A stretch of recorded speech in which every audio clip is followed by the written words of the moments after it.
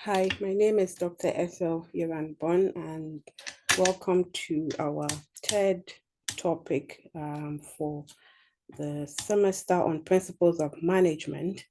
Today, we are looking at the subject management environment, or the management environment.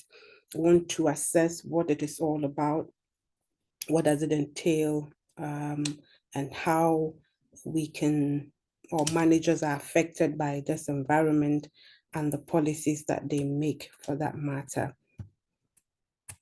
So we'll basically be looking at four things. The organization's microenvironment, we'll be looking at the macro environment and responding to the management environment, and also organizational culture, and then managing in a global environment. We'll be looking at these basically.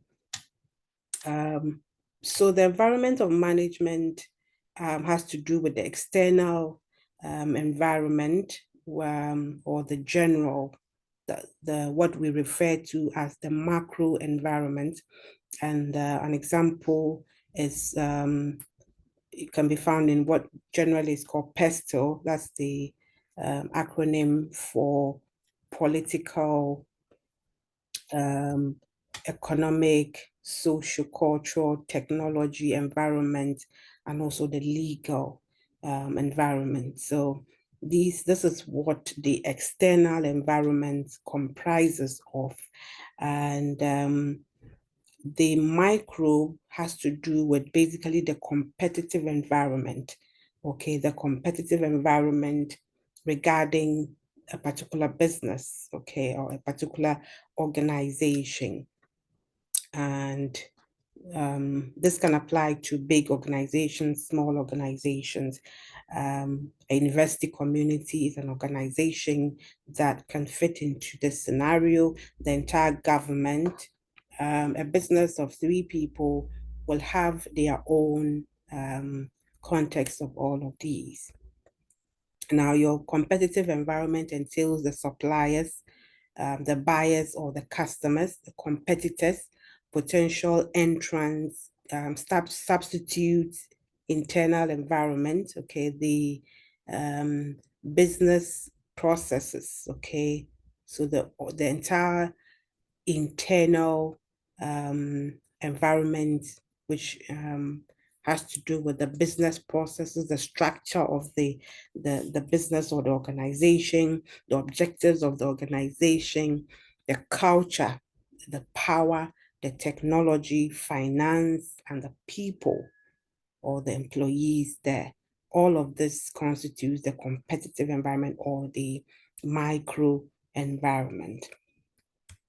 Now, the competitive environment or the micro environment, like we have mentioned, potential entrants, okay, potential entrants or the threat of new entrants is one area. Bargaining power of buyers, okay, is one that affects the industry or the organization. The substitute, threat of substitutes, okay, suppliers, and all. We'll look at these in detail.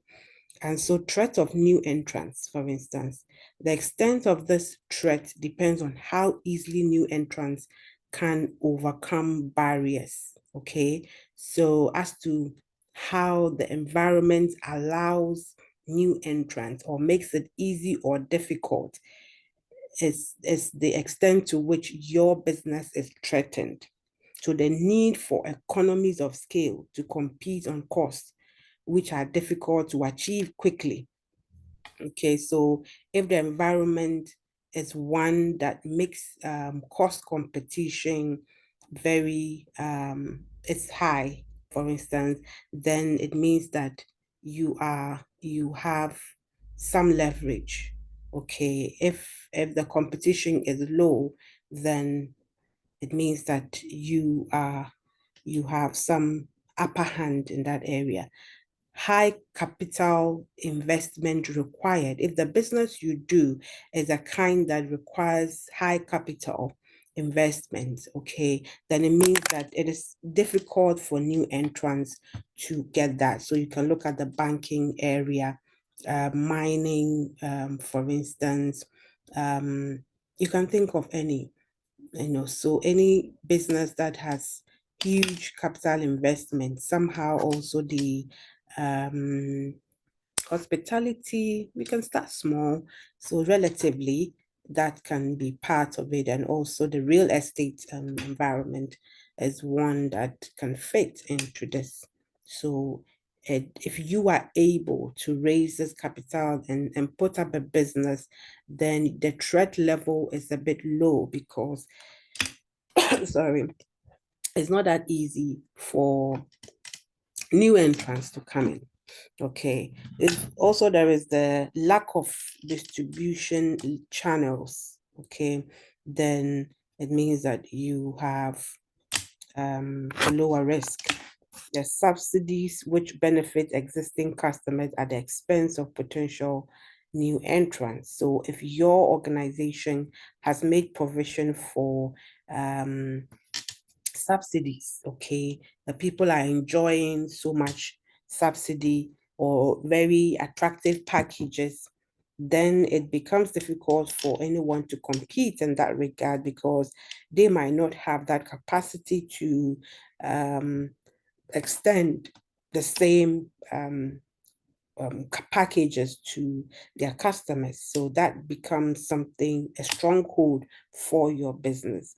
Cost advantages of existing firms, such as access to raw materials or know-how. Okay, so if you are advantaged to have a low cost, so if you get a supplier that gives you at a very low rate, okay, maybe they are not ready to give that to everyone, and you are the one who is privileged to have access to maybe a direct source, maybe the manufacturer, you don't have any middlemen, for instance, that are taking money from you and thereby making the cost higher, then you have an advantage because it is difficult for others to come and beat your price. Okay. And so that becomes an advantage to you. But if it's the other way around, then there is a threat in there. Strong customer um, strong customer loyalty to incumbent companies. So if your company is enjoying customer loyalty, you have built a level of loyalty from your customers, maybe by the products you have given them, by the services, by the kind of attention you've given, the policies that you have put in place to get your customers to be very loyal to you. Okay, so if the loyalty is high, then it is difficult to be threatened in that area. But if it is low, then there is cause for alarm. Then we have power of buyers. Okay. Power of buyers or your customers. They seek lower prices or higher quality at constant prices, thus forcing down prices and profitability. So buyer power is high when the buyer purchases a large part of a supplier's output, for instance. So if you realize that the buyer is the kind that is able to buy in very huge quantities, they have power because if they go, that's so much money. So you are tempted to want to lower your negotiation power because I mean it lowers your negotiation power actually. So you are a bit soft on them because they do you a favor by buying so much at a time because you have products and you want them to go. So even though they might not be buying it at the maximum price that you wanted it, you still would allow for them to go to buy it because of the large quantities in which they purchase. Okay, unless you want them to go, if they buy like more than half of it, for instance, they save you a lot of time so that you can produce more, right? So they have power over you. And so that affects the way you manage your business. There are many when there are many substitute products allowing easy switching. Okay, so that is also another threat on the organization and on the operations of the manager, because the buyer has somewhere to go if you don't give it to them at the price they want, and you don't want that to happen. You don't want to lose them, and so you are tempted to bend in their favor. And when the product is a large part of the buyer's cost, encouraging them to seek lower prices. So the fact that it is a larger part of their buying cost would make them want lower prices. Okay. Some people might be buying more, but if it is not the larger cost of their cost, they may not negotiate too much for lower prices. Okay, they might give very more reasonable prices that will favor you. Now, the bargaining power of suppliers is also another area that affects the microenvironment, and that is the fact that when the conditions that increase the bargaining power of suppliers are the opposite of those applying to buyers. So we have buyers and suppliers, okay? And so what will favor the supplier is the other way around for the buyer. Yeah, so the bargaining power of a supplier is relative to customers. The bargaining power of suppliers relative to customers is high when, one, there are few suppliers, okay? So when the suppliers are few, then it means that the supplier has an upper hand, the supplier has power. When the product is distinctive, okay, so that the customers are reluctant to switch, okay? So the other way around for the buyer, where the buyer had ability to switch because there were a lot of suppliers. But in this case, you, the supplier, will enjoy if your product is unique, and so it makes the customer or the buyer reluctant to switch to any other because of some unique benefit they are getting from you. Then the cost of switching is high.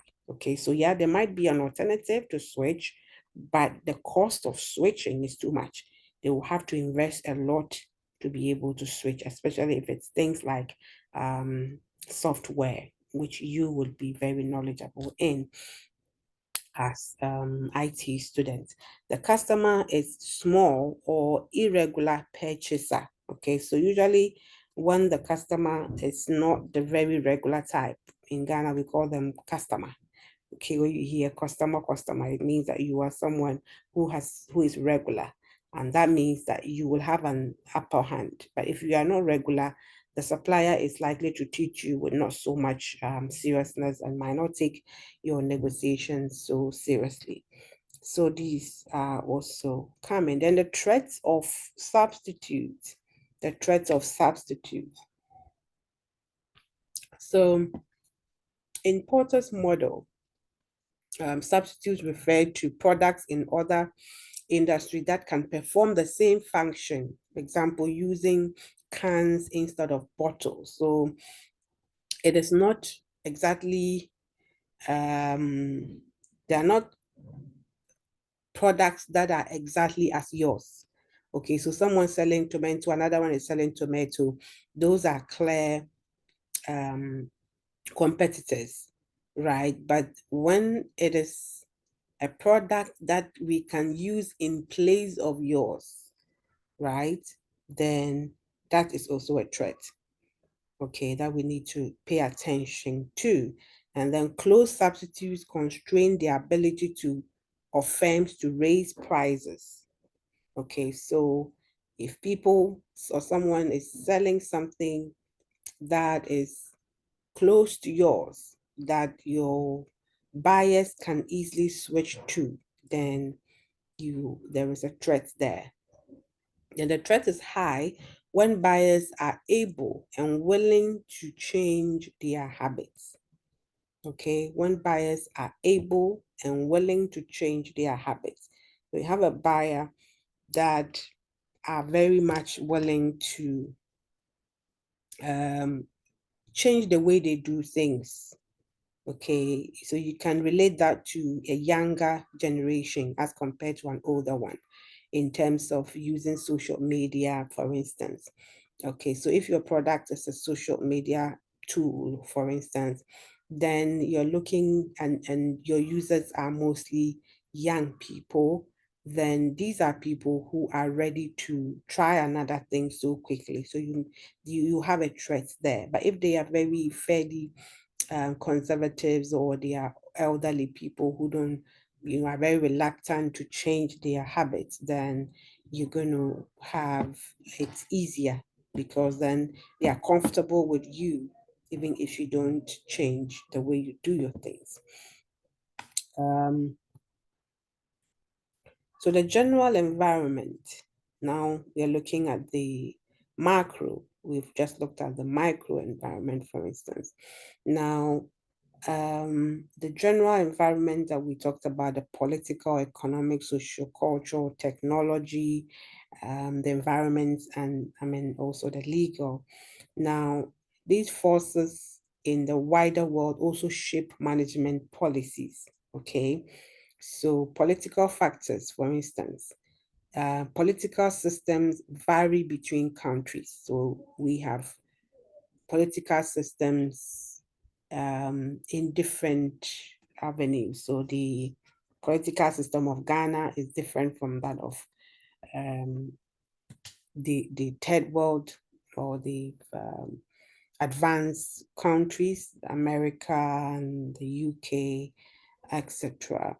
It's also different, even within the sub-region, it is still different. The way Nigeria runs, it might be similar, but still have their unique ways of doing things.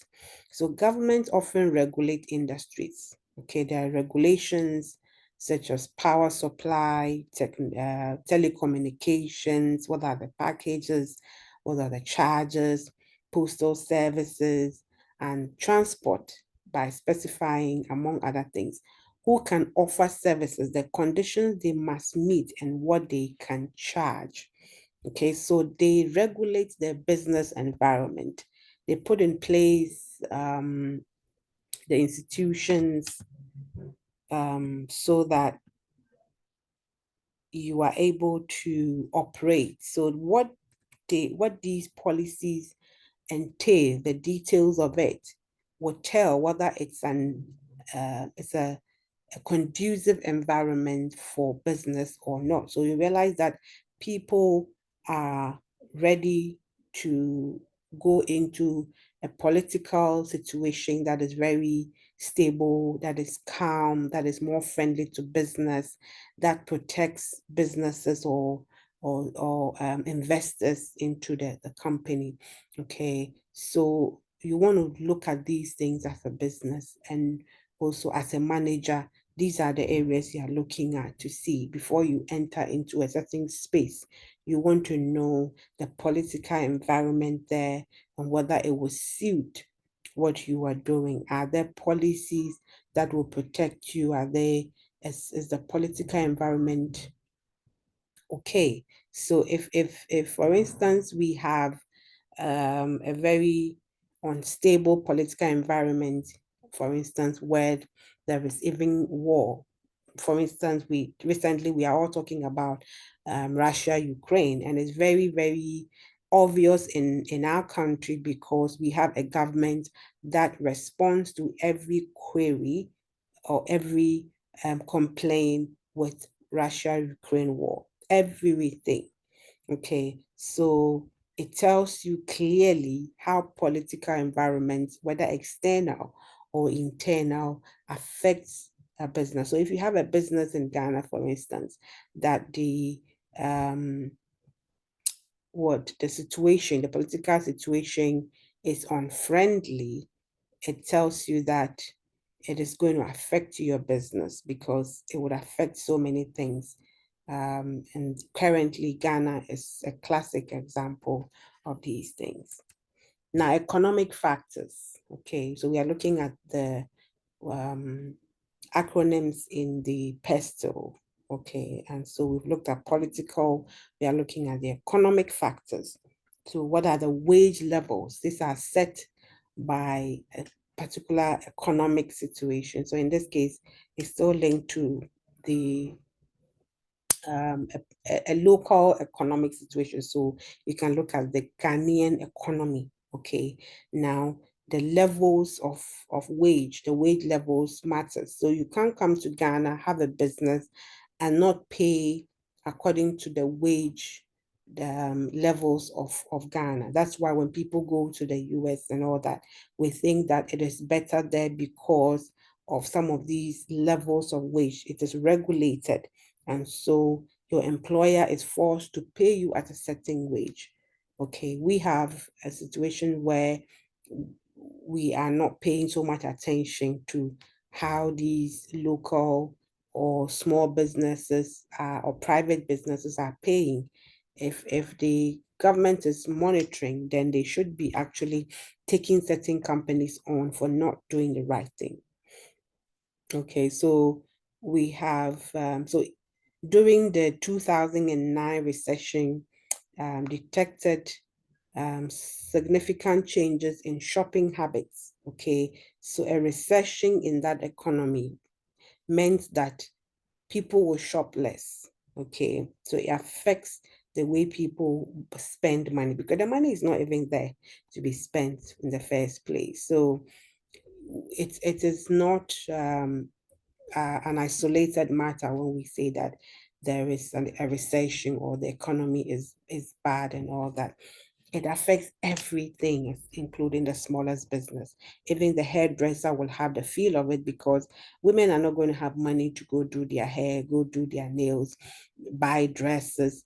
These become luxury, and even food prices. Food that is a necessity becomes something that people ration. You realize that people don't eat 3 times a day anymore when the economy is that bad. Okay, so we also have the what?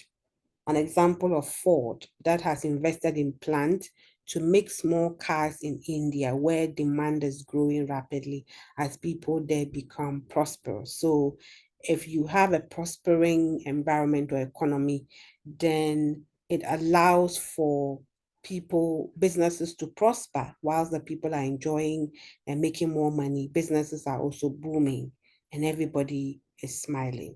Okay, and it brings in more investors. So you have people coming in to set up their plants, and it makes it cheaper for you to purchase cars than in other places. Then the same economic trend encouraged Tata, the India um, conglomerate, to launch a low-cost car. Okay, and so that's another good example. The state of economy is a major influence on consumer spending, which affects firms meeting those needs. Very key. Then the third is what social cultural factors. Demographic change affects most organizations. Some people would separate demographics from social culture, but the social part of it, we can call that the demographics. And demography has to do with what age, the sex, the what some people add educational backgrounds and all of that. So basically you're looking at the distribution of the population. How many women and men are in here, how many are old and how many are young. Okay, and in which way does it affect us? If you have more young people, then it should inform you on what kind of business to bring in, because young people would tend to fancy technology inclined businesses. They are quick to pick, to try new things. They like more entertainment. Okay, they want to go to places and all of that. But also bear in mind that these are people who would be looking for jobs, and there's also schools. Education is key, and yeah, so it becomes a very vibrant community. But if you have an aged demographic or aged people, then you are going to have the issue of these old people would need health care because age is like a disease. And so they will be falling sick and they were going to be falling on the few young people to support them. So spending on luxury stuff might not be the best for them. And so you want to watch what you bring, what business you bring to this kind of demographic. Healthcare and pharmaceutical businesses are affected by aging population. That's what I've talked about. Then a growing number of single people affects the design of houses, for instance. Yeah, holidays and insurance. Yes. Some leading banks now develop investment and saving schemes that comply with Sharia law to attract devout Muslim investors. Okay, so religion is also a demographic feature, and so, yes, it would determine how you operate or what you do business in. Now, the technology bit,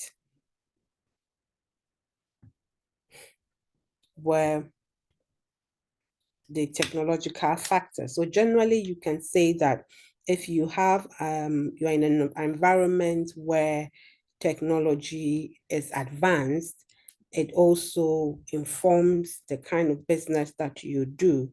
You would not be doing a lot of technology inclined businesses or introducing certain technologies when the environment is not inclined to that. Okay, it can still be linked to whether it's a young or old, like I have mentioned before. Okay, so here, for instance, it tells us the technological age, and then the application, and then the business that was affected.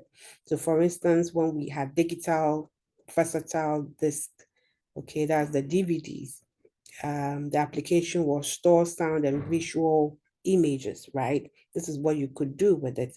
Now, the business that was affected had to do with sale of stereophonic sound systems that they had to decline sharply. So whatever was there really declined. And so such old people who had not jumped into this new DVD system suffered in terms of business. In the same way, if we come to the very last or where we are now, digital photography, and this enabled um, people to store pictures electronically and other prints online. Okay, now which businesses are affected? Photographic retailers lose significant part of their business. So at every point in time, especially when it comes to technology, you really have to do your research well to know where that environment is at in terms of technology and what kind of business that you can be doing. So businesses that are high in technology, you can come up with more technology inclined healthcare services. Okay, self-service. There are places you go in China, there's nobody there to pick your card and show you what to do and blah blah. All of this can be done on your phone, or you enter into um the reception area, and it's a machine that is there where you can punch and get information. Even here in Ghana, we have banks that have these technology that is showing you which teller to go to, etc. Yeah.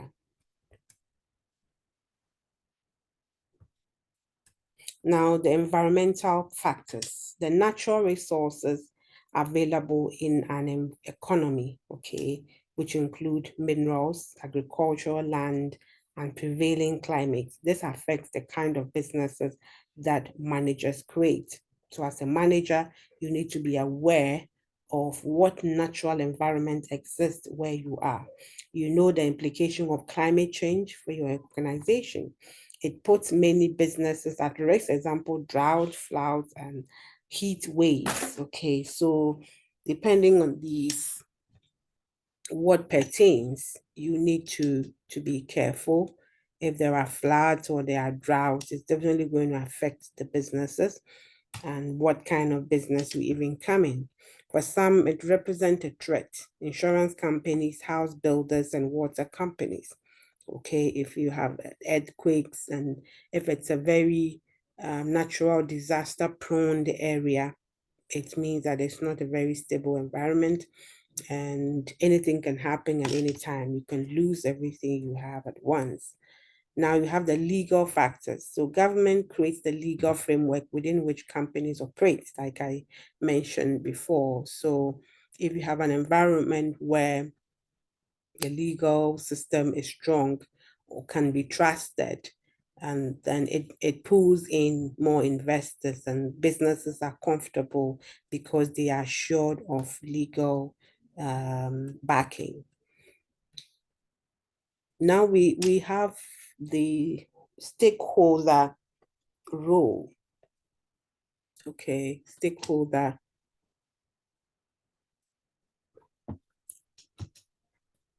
How does our stakeholders affect the management of companies? So stakeholders mostly are people or constituents or institutions or groups of people that have the same interests or have similar interests in an organization. So if you take a university, for instance, what would you think of in terms of stakeholders? Okay, so the government is a stakeholder because the government has an interest in how the university runs because it would affect the kind of graduates that are produced. Okay, because today in Ghana, for instance, we keep talking about the kind of graduates we bring out and we say that they are not meeting industry needs. Okay, so government has gotten interested in these things. For instance, in our university, GCTU, government has told us from the onset when we became public that we needed to stick to our mandate of what the communication and technology bit. It didn't want us to drift into the very typical social sciences, and all that because of money. And so we were very much entreated to stick to our mandate.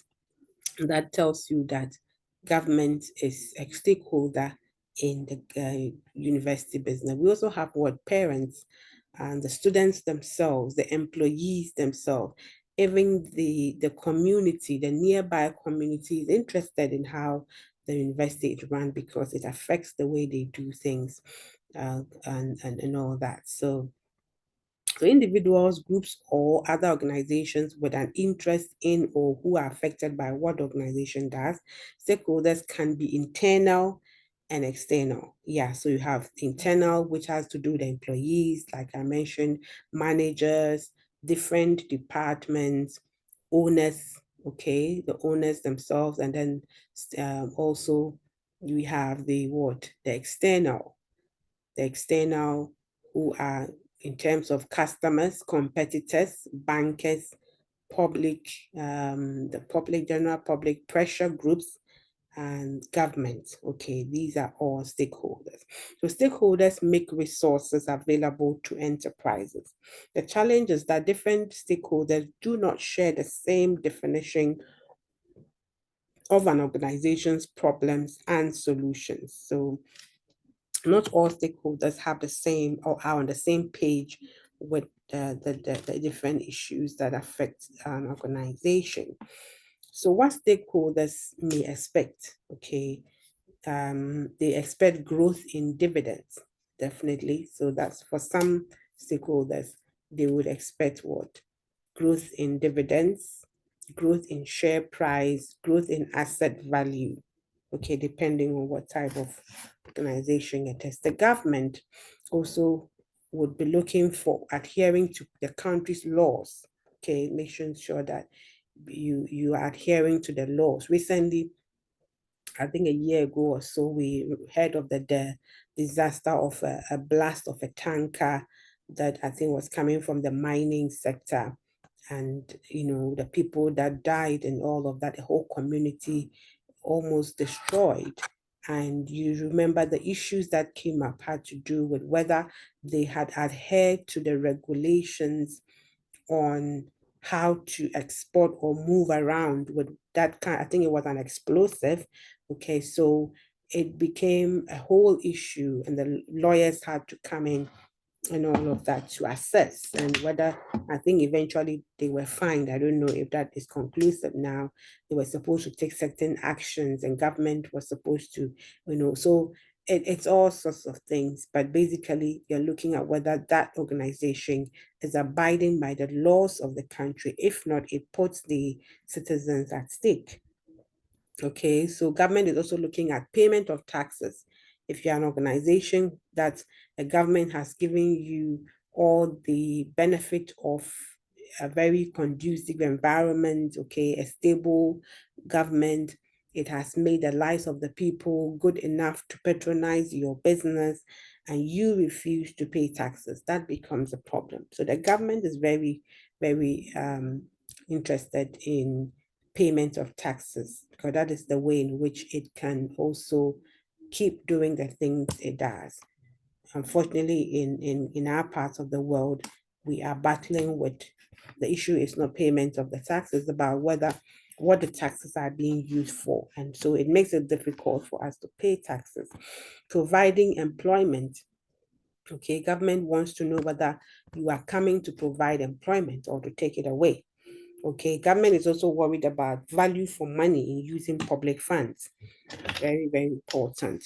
Now, the other set of stakeholders has to do with suppliers.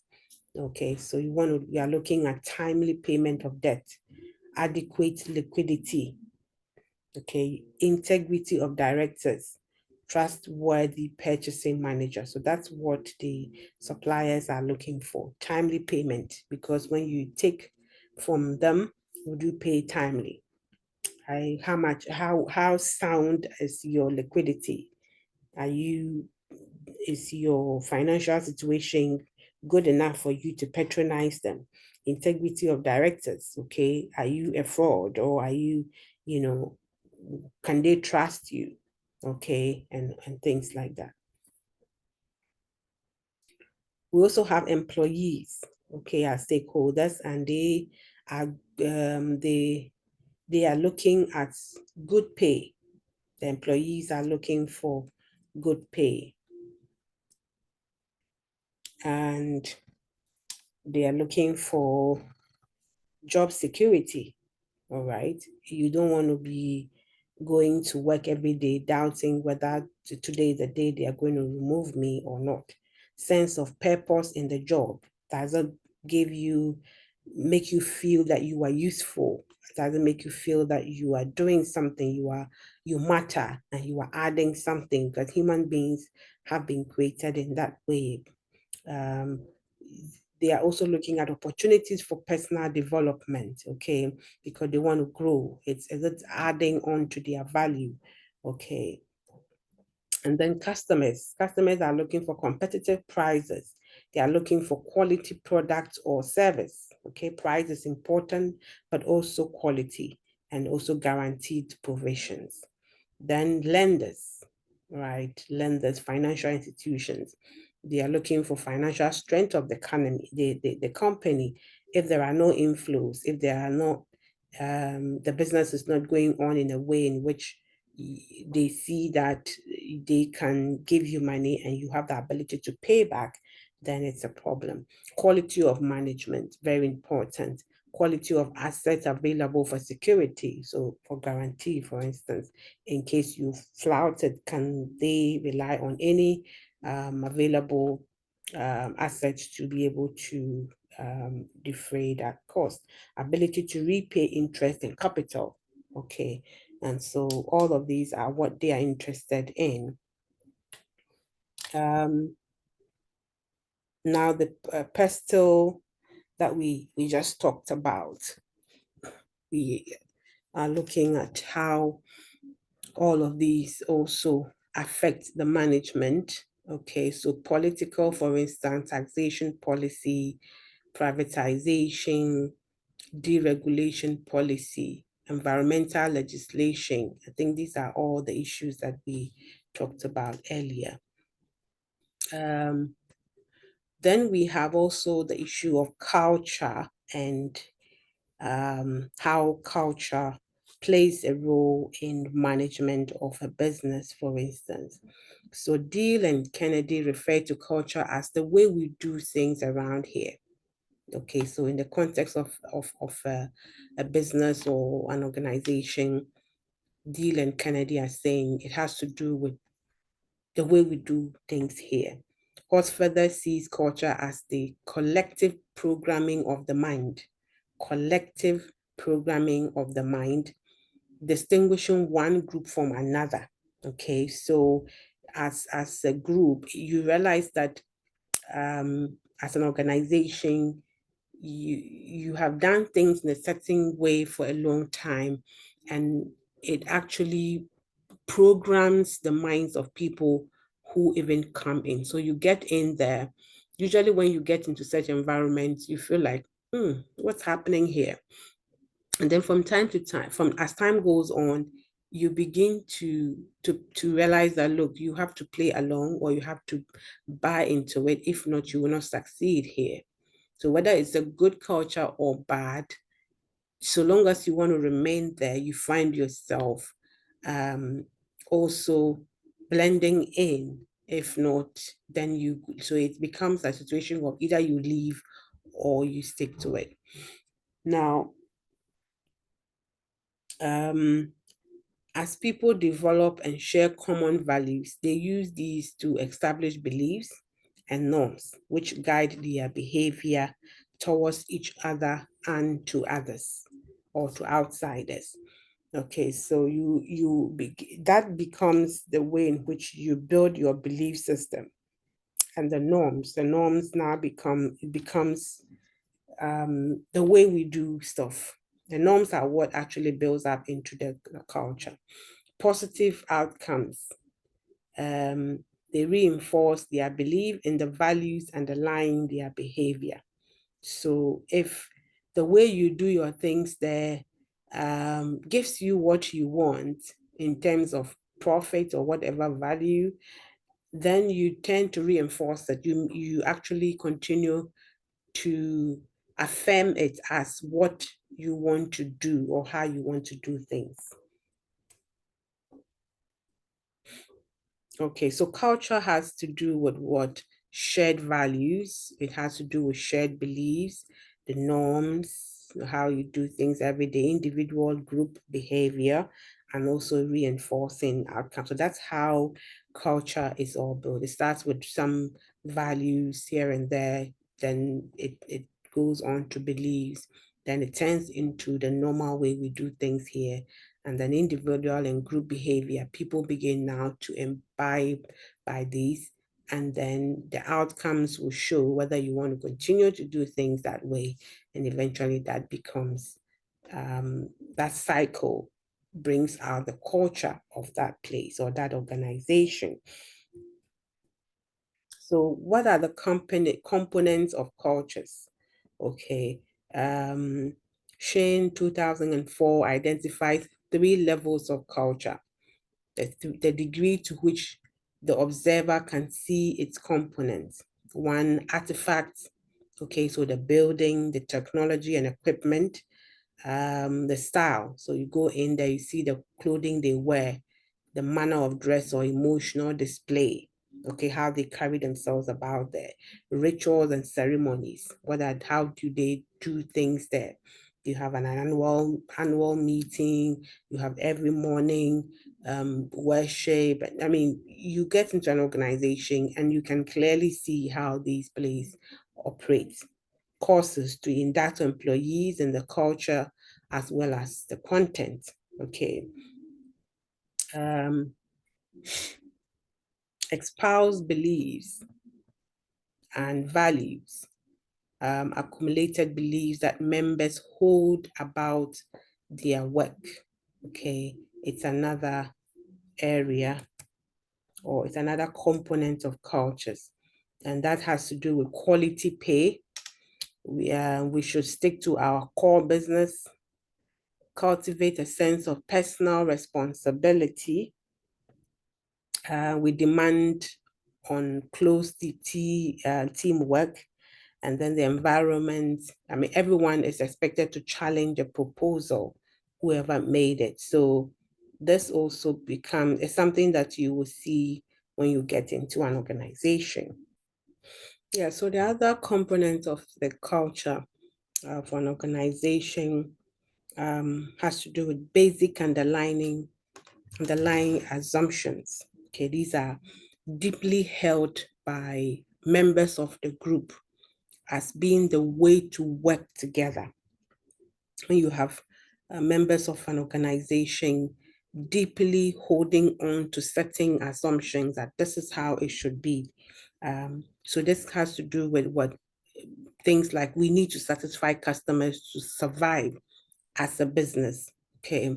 And it all boils down to how that kind of belief or assumption has been introduced and the processes that went into getting the employees to actually accept it and to make it pass as part of the way they do things.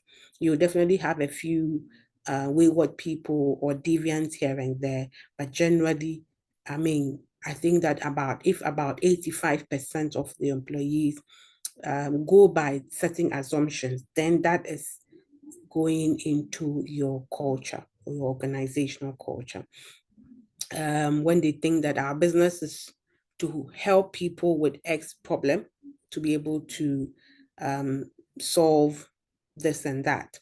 People make mistakes as long as they learn from them. So you have an organization where making a mistake is more like, yes, it's an opportunity to correct them and get better. You have other organizations where you go and making a mistake means that you're going home.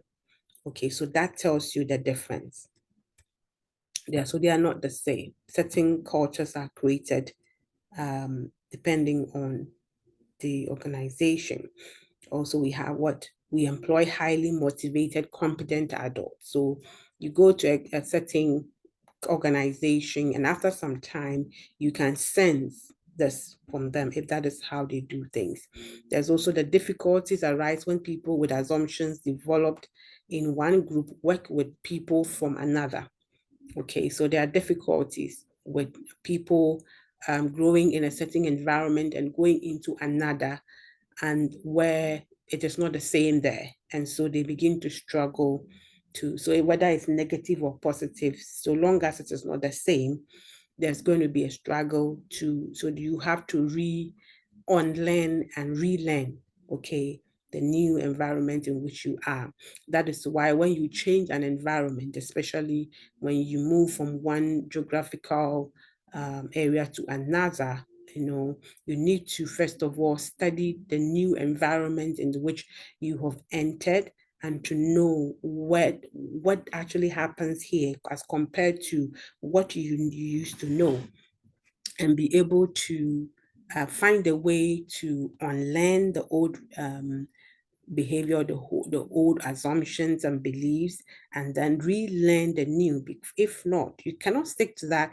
Sometimes we enter into new environments and we behave like, oh, they are not doing things right. All you do is complain, and you want to change them to become like where you are coming from. But truth is, you can't do that overnight. So even if you have a plan to introduce certain changes, it has to be very tactically. Okay, it has to be in a very subtle way, depending on the position also. Even if you are the top manager, you are a new VC or a new vice chancellor in an institution, you can't just come changing things abruptly. You have to take a very careful look at the way things are done and how to reintroduce new things if that's the way to go. Yeah. So examples of this kind of scenario is mergers. Okay, when you merge with a new company, and so you have two different cultures coming together, and that can be very difficult. And there has to be a plan to help change the whole dynamic. So Charles Handy has a cultural type. He distinguishes four cultures. He calls them power, role, task, and person culture. Okay, so the power culture for him is one in which people's activities are strongly influenced by a dominant central figure. Okay, so there is a central figure that dominates. And so many entrepreneurial firms operate in this way, with few rules, but well understood implicit codes on how to behave and work. So you have a job where entrepreneurs, whatever business it is, it can be hairdressing, it can be what a shop owner. Okay, now you realize that there are no formal rules in there, not much of formal rules, because these are usually operated informally. But then the people working there get to know, because of the high influence of one individual who mostly is the owner of the place. I'm in fear of being sacked, and all whatever she says or he says is what you do. So the time you come there, it's all centered on that power figure. Okay, how things happen there, what time you close, the way you treat people, and all of that. Is centered on that person. So when that person is not there, those things don't go in that manner. Okay, so I have sat down and witnessed the last time I was at a salon fixing my nails, one of the workers there said, "Oh, Tuesday is my birthday, and I would like to do my hair. I would like to do my nails and all of that." And then I saw a look on her colleague's face was like it's not going to happen. And so, the madam of the place sat her down and said, "You see, in this place, because of the work you do, I don't like you doing your nails. If not, you will not be able to work effectively, etc." And then she had to note that, because that is the power figure, and what she says is how we do things. So probably she was a bit new, and so her colleagues already had that whole idea imbibed in them, and so they didn't have a problem. So the firm relies on the individual rather than on seeking consensus through discussion. So instead of maybe collectively agreeing on what happens there, it is on the individual. Okay, now the role culture also. This is where one in which it's where people's activities are strongly influenced by clear and detailed job descriptions and other formal signals as to what is expected from them. So the role, when you go in there, the kind of job description you are giving tells you how to behave, and that is what you all stick to. So whatever happens, the first question is, what does your work description say? Okay, so they select people for a job if they meet the specified requirements, and then procedures guide how people and departments interact. So there is, in those kind of environments, the procedures are very clear, and they will always refer you back to that. Then there is a task culture. And this is where focus of activity is on completing a task or project using whatever means are appropriate. So here, their focus is on a task and how you get it done. That is it. So promotion and everything is based on that. There's emphasis is on getting people and resources for the job. So when they are recruiting people, they are looking for who can get the job done. People typically work in teams. Okay, here they combine diverse skills into a common purpose, because the job is what is important and not the individual. Then there is a person culture. A person culture is one in which activity is strongly influenced by the wishes of the individuals who are part of the organization. So the individual is at the center, and the form is unusual. Usually, these small professional and artistic organizations are probably closest to it, okay? And perhaps the experiment in the communal living is an example. They exist to meet the needs of the professionals or the members rather than some larger organizational goal. So the focus is usually on a certain small persons, and it's close to the first one that we talked about. Now we have the issue of corporate governance that also has an effect on management, and management also affects that.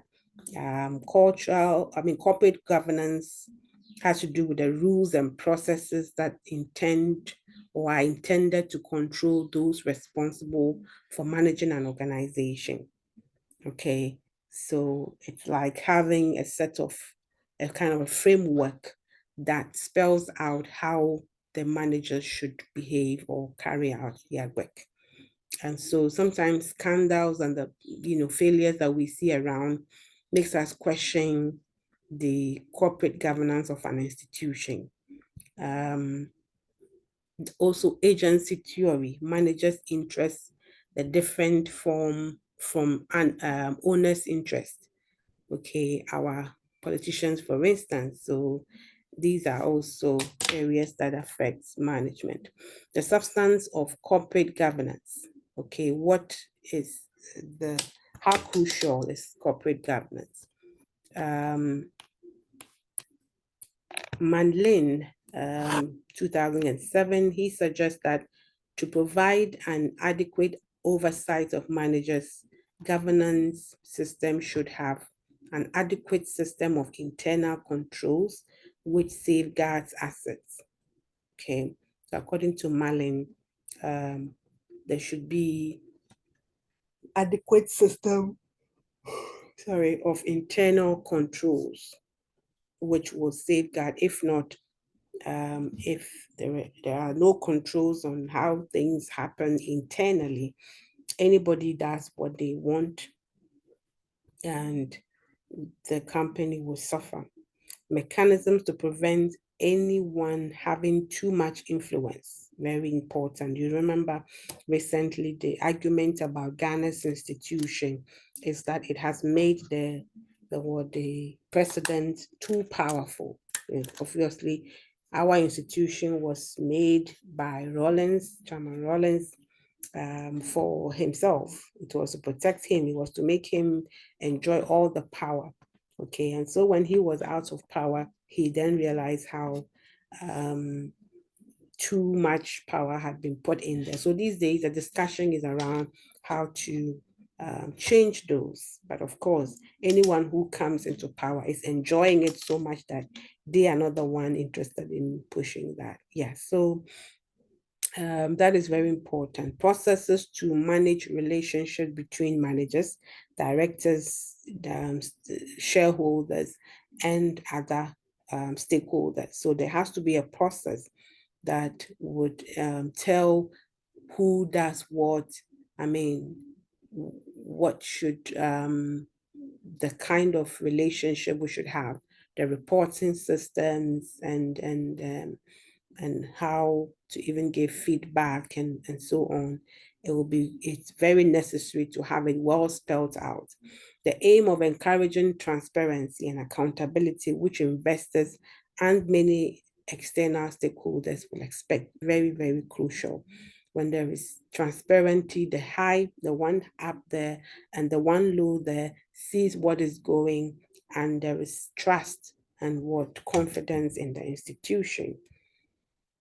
So organizational culture, every business entity has a unique organizational culture, okay, that impacts strategic planning activities. So your organizational culture mostly is built out of your your historic story as to how you have fought to get to where you are, and I mean how you make things work for you in terms of value.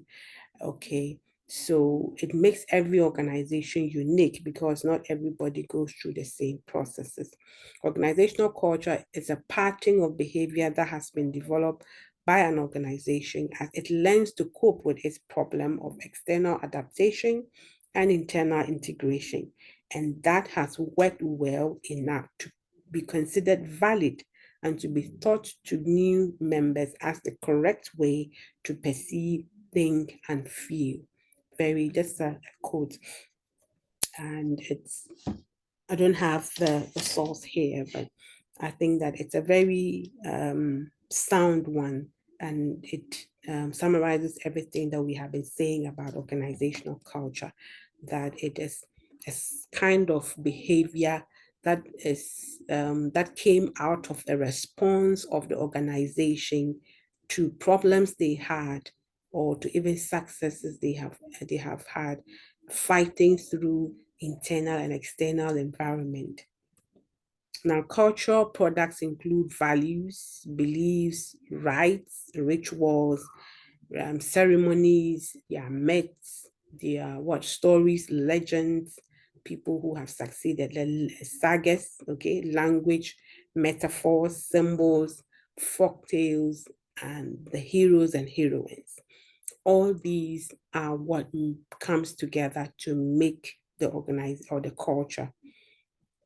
These products or dimensions are levers that strategists can use to influence and direct strategy formulation, implementation, and evaluation activities. An organization's culture compares to an individual's personality in the sense that no two organizations have the same culture.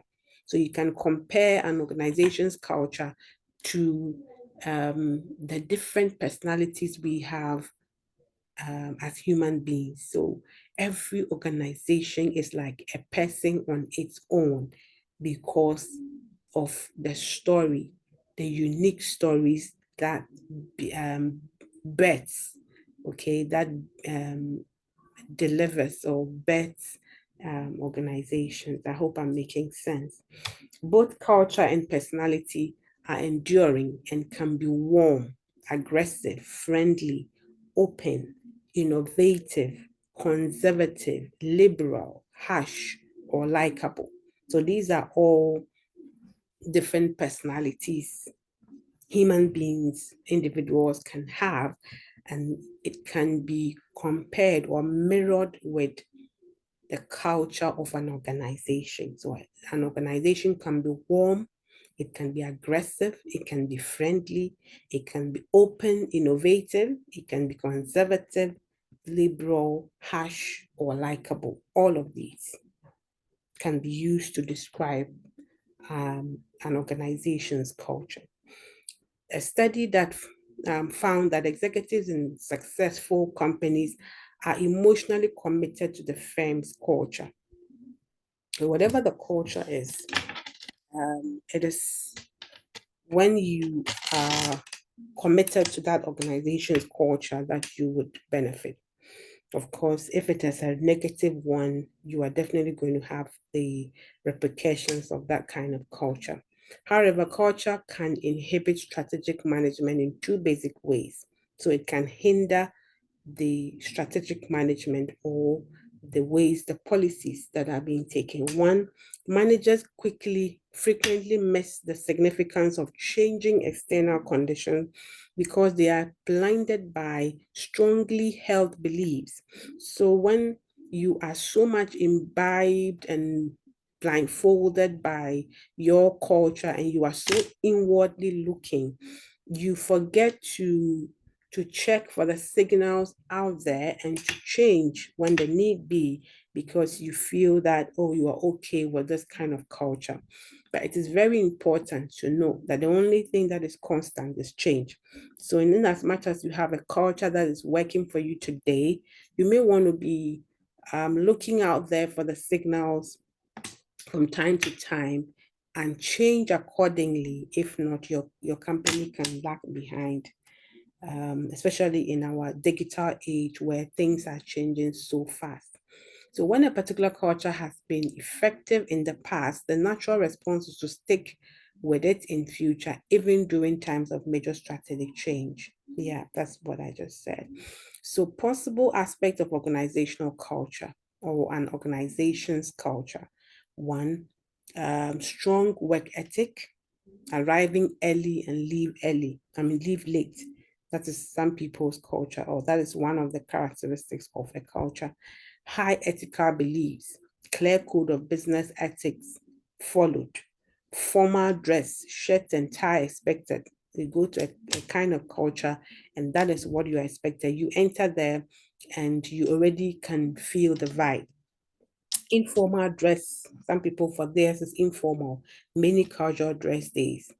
And so as you enter, you would figure out, you will see, because these are very visual. Socialize together outside of work. So some cultures make you see that, look, we do this hard work here, but we socialize a lot outside of work. Other people have a culture that does not encourage that. So when I was in China working while schooling, and that's one of the things I observed. After work, you have the workmates calling you to ask you, Ethel, would you have dinner with us? You know, parents come together with teachers and they have dinners together. And, you know, that was for me, that was the culture there. And there's also the culture of do not question supervisor's decision. And you will see it when you go. And that's why you need to observe when you enter an organization for the first time. Encourage whistleblowing. Some cultures encourage whistleblowing. So you will see from the happenings there that when somebody blows a whistle, it is not done. Or sometimes, even if because it is not done, you might not witness it. And probably you have an instinct to do it. Talk to somebody and find out what they think about doing that in this place. And you would hear from the way they react that it is a culture or it is discouraged. Be health conscious, have a wellness program.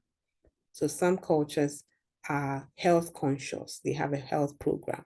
They emphasize on it. They push them to do it. They are, you know, and from time to time they have these work health gatherings. I mean, they invite people to come and do all sorts of health talks and health checkup and you know exercising and all that. Others who have they encourage creativity, innovation, and open-mindedness. This becomes an open sort of organization because they, if you want to encourage creativity, you cannot shut down people when they want to do stuff. It has its own cost, but it would also take you far if you succeed. So such companies would see, sorry, they will see mistakes as a platform to learn because that's the only way in which creativity and innovation can be born. Number 11, they support women and minorities. No glass ceiling. Okay, so you would see from a culture that here women are encouraged, women are pushed, and from the way they do things. And then lastly, or not the least, be highly socially responsible. They are philanthropists. They have a social responsibility program and they are very committed to it. You will see it when you get the others too, they don't have a time for that. Yes, so these are the issues of culture and then the environment that we have looked at. Thank you very much, and we see you next week at the next lecture.